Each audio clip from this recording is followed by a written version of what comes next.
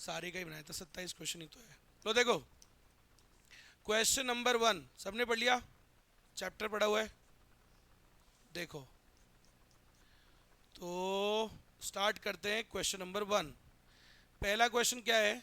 A vertical supply curve, a vertical supply curve parallel to y axis कौन सी degree में बनता था बताओ? अरे वर्टिकल किस में बनता है जब इलास्टिसिटी क्या होती है? Zero, perfectly inelastic. A answer. Supply of a good refers to, supply की डेफिनेशन में कितनी बातें होती है? तीन। एक प्रोड्यूसर कितना क्वांटिटी बेचना चाह रहा है at given price given time, सही है। सो देखो सप्लाई का मतलब एक्चुअल प्रोडक्शन थोड़ी होता है, नहीं। सप्लाई मतलब स्टॉक थोड़ी होता है, नहीं। सप्लाई मतलब स्टॉक थोड़ी होता है, नहीं। सप्लाई मतलब क्या होता है? It is the amount you are offering for at a particular price and particular, सही है। तो डी हो गया answer. Question number 3, increase in supply of the good is caused by, कोई भी चीज की अच्छा, टॉपिक को पढ़ के हमेशा सोचो ये टॉपिक कौन सा है। क्वेश्चन को पढ़ के देखो टॉपिक कौन सा हुआ, याद है? बताया था कहाँ? इंक्रीज इन सप्लाई नाम का टॉपिक है डायरेक्टली। याद रखो इंक्रीज इन सप्लाई किसका पार्ट है? चेंज इन सप्लाई के अंदर दो टॉपिक पढ़ाए थे, इंक्रीज इन सप्लाई। तो जिसको ये आता है ना वो ये क्वेश्चन कर लेगा, नहीं तो अटक गया। आपको यही तो बात है, आपको क्वेश्चन को पढ़ के ये समझना है कि ये कौन सा टॉपिक हुआ, समझ रहे हो? तो कौन सा टॉपिक हुआ ये? चेंज इन सप्लाई में पढ़ाया है मैंने, दो पार्ट्स होते हैं, इंक्रीज डिक्रीज। अब इंक्रीज इन सप्लाई की डेफिनेशन क्या होती है? when supply of a good increases due to any favorable change in price being constant, तो प्राइस की वजह से तो नहीं होता है। तो देखो प्राइस की वजह से तो नहीं होता, किसकी वजह से होता है? और अदर फैक्टर में कैसा चेंज आना चाहिए? फेवरेबल। अब पढ़ते हैं। तो देखो पहली बात तो अदर फैक्टर होना चाहिए और फेवरेबल होना चाहिए। देखो first point, improvement in technology other factor है क्या? अदर फैक्टर है और फेवरेबल है, सर टेक्नोलॉजी बढ़िया हो जाती है तो सप्लाई इंक्रीज होती है। Next, fall in price of other goods, other में कौन सा गुड था? सिर्फ सब्सटीट्यूट। इस चैप्टर में सिर्फ कौन सा गुड है? अदर में मैंने कहा था सिर्फ सब्सटीट्यूट है, कॉम्प्लीमेंट्री तो मैंने बताया एक्स्ट्रा, सब्सटीट्यूट ही तो था इसमें। और सब्सटीट्यूट में क्रॉस प्राइस इफेक्ट क्या होता है? उल्टा। ठीक है, कह रहा है अगर दूसरे की प्राइस गिरेगी तो इस वाले की सप्लाई, सही है। तो यहाँ पे भी अदर फैक्टर है और फेवरेबल चेंज है।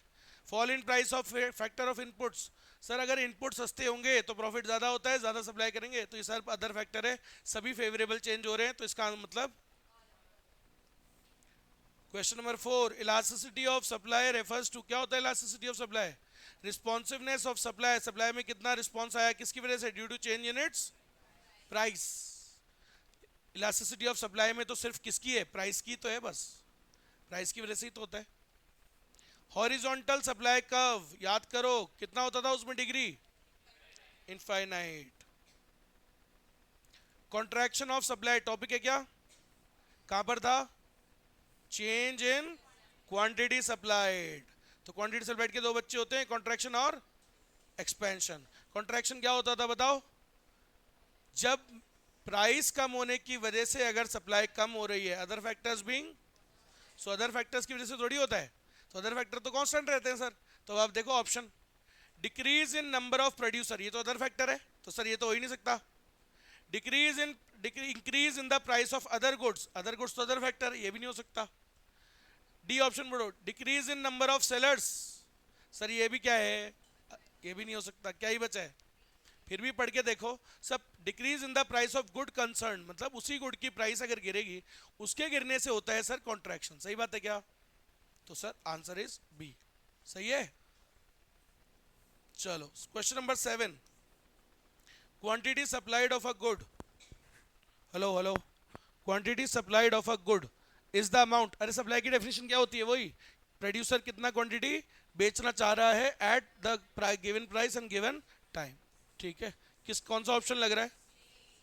Quantity supplied is the actual quantity bought, अरे बॉट तो परचेज को कहते हैं। क्वांटिटी सप्लाइड क्या होता है? It is the producers wish they could sell at high price, high price पे कितना बेचूंगा बस ये होता है क्या सप्लाई? नहीं, ऐसा तो नहीं होता। Producers plan to sell during a given time and, जो भी प्राइस है जो भी टाइम है उस पर कितना बेचना चाह रहे हो उसे क्या कहते हैं? सप्लाई कहते हैं। ठीक है, ये तो विलिंग टू बाय है, ये भी नहीं हो सकता, ये डिमांड होता है। कितना खरीदना चाह रहे हो, वो तो डिमांड होता है ना। चलो question number 8, law of supply is the, क्या होता है लॉ ऑफ सप्लाई? सब प्राइस और क्वांटिटी सप्लाइड में कैसा रिलेशनशिप होता है? जब तक अपने को टॉपिक्स याद नहीं होंगे कैसे करेंगे क्वेश्चंस? देखो आप, ये तो होता है। क्या है आंसर? क्वेश्चन नंबर 9, ये नहीं करा था क्या अपने क्लास में जब मैं पढ़ा रहा था? चलो, इन द बुक मार्केट, ये सबसे अच्छे क्वेश्चंस में से है इस पूरे चैप्टर में 27 क्वेश्चन, उनका सबसे अच्छा क्वेश्चन है। In the book market the supply of books will decrease if any of the following occurs. ये बुक मार्केट है, उसमें बुक्स की सप्लाई डिक्रीज हो जाएगी अगर इनमें से कुछ भी हो जाए, एक्सेप्ट एक में नहीं होगी सप्लाई डिक्रीज। ठीक है, अब पहले तो टॉपिक बताओ। टॉपिक नहीं पहचान पाए तो आंसर तो बहुत दूर की बात है। बुक मार्केट में बुक्स की सप्लाई डिक्रीज हो जाएगी अगर इनमें से कुछ भी हो जाए, एक्सेप्ट वन पॉइंट, उसमें नहीं होगी। तो वो कौन सा पॉइंट है? Topic topic decrease in supply, कोई टॉपिक था क्या ऐसा? था, तो बस अगर वो कर लोगे तो पकड़ जाओगे आंसर। क्या था decrease in supply? When supply of a good decreases, किसकी वजह से? Due to unfavourable change in, सही है। तो सर अदर फैक्टर होना चाहिए, और उसमें कैसा चेंज आना चाहिए? अब पढ़ो ऑप्शन, देखो, decrease in number of book publishers, अपने पढ़े थे क्या अदर फैक्टर सारे? बताओ तो नंबर ऑफ बुक पब्लिशर्स, अगर बुक छापने वाले कम होंगे तो बुक की सप्लाई भी कम हो जाएगी, अदर फैक्टर है, अनफेवरेबल चेंज भी है। तो सर यस, यहाँ पे भी सप्लाई डिक्रीज होगी। अच्छा, सी ऑप्शन बढ़ो, an increase in future expected price of the book, पढ़ा था क्या फ्यूचर प्राइसेस वाला पॉइंट? अदर फैक्टर होता है, अगर फ्यूचर में प्राइस बढ़ेगी तो अभी सप्लाई क्या करोगे? तो ये भी अदर फैक्टर है, अनफेवरेबल चेंज है ना, अनफेवरेबल चेंज है। फिर increase in price of paper inputs, अगर इनपुट्स महंगे होंगे तो भी सप्लाई क्या हो जाती है? तो सर यहाँ पे भी कम हो रही है, ए में भी कम होगी, सी में भी होगी, डी में भी होगी, लेकिन तुमसे क्या पूछा था किस में? तो बी ऑप्शन बढ़ो, बी में सप्लाई कम होगी क्या? A decrease in price of the book, book की प्राइस कम होने से सप्लाई कम होती है या क्वांटिटी सप्लाइड? कॉन्ट्रैक्शन होता है, डिक्रीज इन सप्लाई नहीं होता है। समझ में आया क्या? अभी बढ़ा था ना कॉन्ट्रैक्शन क्या होता है, प्राइस कम होने से अगर सप्लाई गिर रही है तो कॉन्ट्रैक्शन कहलाता है, वो डिक्रीज इन सप्लाई नहीं कहलाता। डिक्रीज इन सप्लाई कब कहलाता है? जब अदर फैक्टर के कारण सप्लाई डिक्रीज हो। समझ में आया? चलो, अब तो क्या ही है, price of computer increases by 10%, supply increases by 25, 10% price में चेंज, सप्लाई में 25% कितना आएगा? Question number 11, an increase in number of sellers of bikes will increase the dash। Sir मैंने बताया था नंबर ऑफ फर्म्स वाला पॉइंट, कोई भी चीज की अगर नंबर ऑफ फर्म्स बढ़ रही हैं तो क्यों बढ़ रही है भाई? अच्छे प्रॉफिट्स होंगे, अच्छे प्रॉफिट्स होंगे तो अपने को भी सप्लाई क्या करनी चाहिए उसकी? तो सप्लाई बढ़ेगी ना। बाइक बेचने वाले अगर बढ़ रहे हैं तो बाइक्स की सप्लाई बढ़ेगी, समझ लो, बाइक्स बेचने वाले बढ़ रहे हैं तो बाइक्स की सप्लाई बढ़ेगी। तो आंसर क्या है? सी। आपको सिर्फ ये सोचना है कि आपने कोई टॉपिक पढ़ाएगा, अगर आपने वो पकड़ लिया तो आप बहुत जल्दी आंसर पिक कर लोगे। बस फिर से ये देखना है कि आपने वो पढ़ा है नहीं पढ़ा है, आता है तो अटेम्प्ट करो, नहीं तो छोड़ो। समझ में आ गई मेरी बात? ये है। अब आप देखो आप इन क्वेश्चंस को कैसे करते, आप इसको पढ़ रहे थे, आपको लग रहा था ये ऐसे हो जाएगा, वैसा नहीं है। टॉपिक को आइडेंटिफाई करो, टॉपिक आइडेंटिफाई करके 2 मिनट में होता है। देखो, लॉ ऑफ सप्लाई क्या होता है मैंने लिखा पहले, अपने आप आंसर मिल गया। आपको टॉपिक आना चाहिए ना, कॉन्ट्रैक्शन क्या होता है, देखो मैंने लिखा पहले, मुझे पता होना चाहिए कि कॉन्ट्रैक्शन क्या होता है, तभी तो मैं कर पाऊंगा। आई कि नहीं आई बात समझ में? ऐसा अगर अपन ऐसे सोचेंगे ना कि ऐसे कोई भी क्वेश्चन कर ले तो नहीं कर पाएंगे। चलो, क्योंकि आप आम आदमी की तरह सोचोगे फिर उसको, आप तो ऐसे सोचो ना, आपने वो चैप्टर पढ़ा है, आपने वो टॉपिक में क्या पढ़ा था वो सोचो। When supply curve moves to the right, अब यहाँ एक वर्ड गलत डाल दिया ना, मूव्स, लेकिन कोई बात नहीं, तुम तो सोचो मूव्स टू द राइट मतलब सप्लाई कर्व पहले यहाँ था, अभी राइट में चला गया, इसको क्या बोलते हैं? शिफ्टिंग। और कौन सी वाली शिफ्ट है? राइटवर्ड शिफ्ट हो रही है, मतलब इंक्रीज इन सप्लाई। ऐसा कब होता है? जब सप्लाई क्या होती थी? इंक्रीज। इंक्रीज इन सप्लाई में राइटवर्ड शिफ्ट होता है, समझ गए?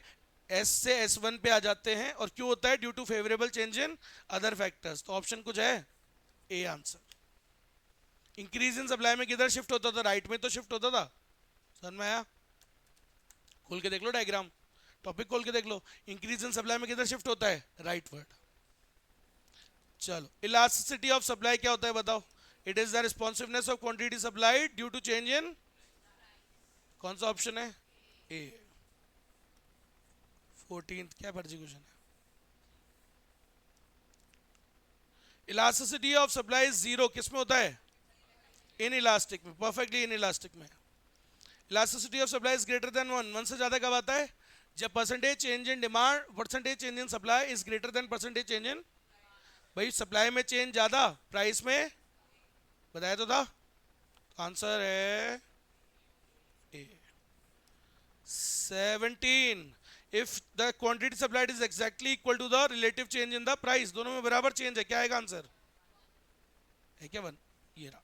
सी क्वेश्चन कराया था क्लास में, कौन सा क्वेश्चन, डेरिवेटिव वाला, यही तो क्वेश्चन था, सेम टू सेम। अरे क्लास में नहीं कराया था। पहले क्या निकालेंगे, पहले निकालेंगे क्वांटिटी, क्वांटिटी कितनी आ जाएगी 50, प्राइस की वैल्यू डाल देंगे इसमें, कितनी आ गई थी 50, फिर हमने क्या, प्राइस तो दे ही रखी है 15, तो पी कितना है 15, क्यू है ही, और क्या चाहिए delta Q upon delta P, वो तो क्या दे, कहाँ दे रखा होता है पी के पहले, तो वो कितना दे दिया 10, निकाला था पॉइंट इलास्टिसिटी से अपने, ठीक है, याद है। 19, if the percentage change in supply is less than, supply में चेंज कम प्राइस में ज्यादा, तो क्या होगा, इन इलास्टिक सप्लाई, वन से कम। Question number 20, supply curve shift to the right, right में कब शिफ्ट होता है, supply curve shift to the right, shift कब होता है राइट में, जब favourable change in other factor होता है, प्राइस तो कांस्टेंट रहती है ना, याद आ गया topic, shift to the right का टॉपिक। अरे इंक्रीज इन सप्लाई, पागल हो गए तुम यार, वो नहीं करा ना तुमने, रिवीजन नहीं करते हो। इंक्रीज इन सप्लाई बताया तो था, supply curve shift to the right, increase in supply में ही तो होता है, और इंक्रीज इन सप्लाई किस वजह से होता है, due to favourable change in other factors, तो अदर फैक्टर होना चाहिए और फेवरेबल होना चाहिए। अब बताओ, इंप्रूव्ड टेक्नोलॉजी फेवरेबल है क्या, अदर फैक्टर है क्या, सप्लाई बढ़ेगी, बिल्कुल बढ़ेगी सर। अच्छा, इंक्रीज्ड फैक्टर्स ऑफ प्रोडक्शन, अरे इनपुट्स महंगे हो गए, ये फेवरेबल है क्या, अदर फैक्टर तो है लेकिन, सर ये तो अनफेवरेबल चेंज है ना, ये फेवरेबल चेंज हो गया, ये अनफेवरेबल चेंज हो गया। इंक्रीज्ड एक्साइज ड्यूटी, टैक्स बढ़ा दिया सरकार ने, फेवरेबल है अनफेवरेबल है, तो सर किसकी वजह से होगा, सिर्फ इंक्रीज, किसकी वजह से राइट में शिफ्ट होगा, A answer. 21, which of the following is correct, मतलब तीन क्या होगी, इनकरेक्ट, वो ढूंढते हैं अपन तो, इनकरेक्ट वाली ढूंढ लो, करेक्ट बच जाएगी। अब बताओ, when price falls demand falls, price गिरती है डिमांड गिरती है, प्राइस गिरती है तो डिमांड गिरती है क्या, no sir. Seasonal changes do not affect the supply, seasonal changes से सप्लाई पे इफेक्ट नहीं पड़ता, पड़ता है नहीं पड़ता है, पड़ता है। टैक्स और subsidies do not affect the supply, उससे भी इन्फ्लुएंस नहीं आता, टैक्स से फर्क नहीं पड़ता सप्लाई पे, पड़ता है सर, अदर फैक्टर होता है, तो सर फिर भी क्या बचा, फिर देख लेते हैं, ये भी सही होगा फिर तो, ये यही तो पूछा था, सही वाली बताओ। With lower cost it is profitable to sell more, सही बात है, कॉस्ट जब लागत कम होती है तो सप्लाई ज्यादा करते हैं, क्यों, क्योंकि प्रॉफिट क्या होता है, बस सिंपल है, सही बात है ये तो। Question number 22, supply curve of perishable commodities is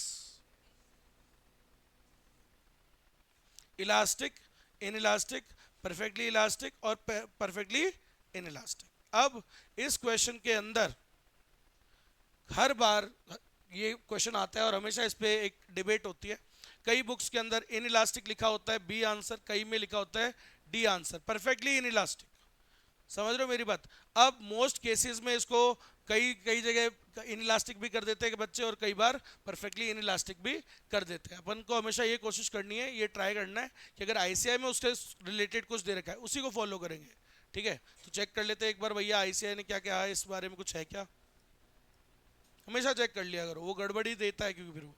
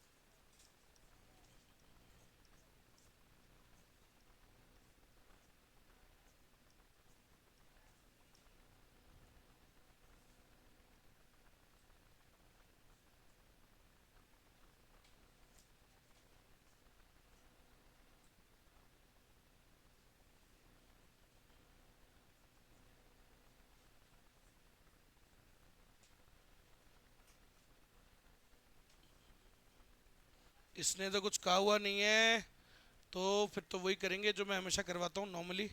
देखो, पेरिशेबल कमोडिटीज, पेरिशेबल कमोडिटीज कौन सी होती है? दूध वगैरह, दूध, सब्जी, इनकी सप्लाई को अपन ज़्यादा बड़ा चेंज नहीं कर सकते, क्योंकि इनकी सप्लाई हमेशा क्या रहती है? लिमिटेड ही रहती है। इसको आप बहुत ज़्यादा इंक्रीज नहीं कर सकते। अब देखो, दो चीज़ है। मान लो आलू थे 50 रुपये किलो, आप सप्लाई करते थे 100, ठीक है।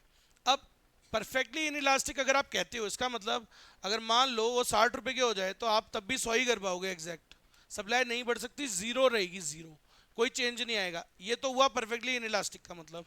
अगर हम ऐसा बोले कि यार थोड़ा बहुत तो बढ़ी जाती है हल्की फुल्की, मान लो आप दूध बेचते हो, 50 रुपये लीटर दूध है, 100 किलो बेचते हो, ठीक है। अब प्राइस हो गया 60 रुपये, तो ठीक है, थोड़ा बहुत पानी वानी डाल के कर ही सकते हैं हल्का फुल्का।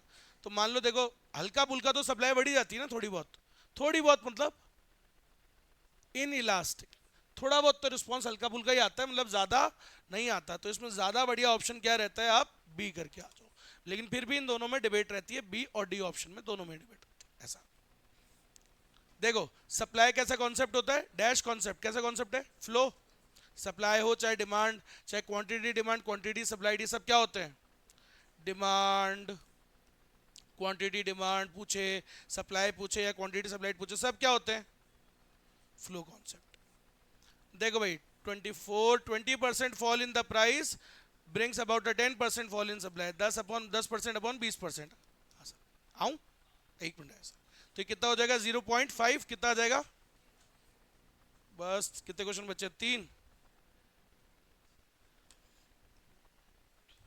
हाँ भाई, question number 25, supply refers to which of the following. Supply क्या होता है? स्टॉक को थोड़ी बोलते हैं, स्टॉक को नहीं बोलते हैं। क्वांटिटी, सेल, ठीक है।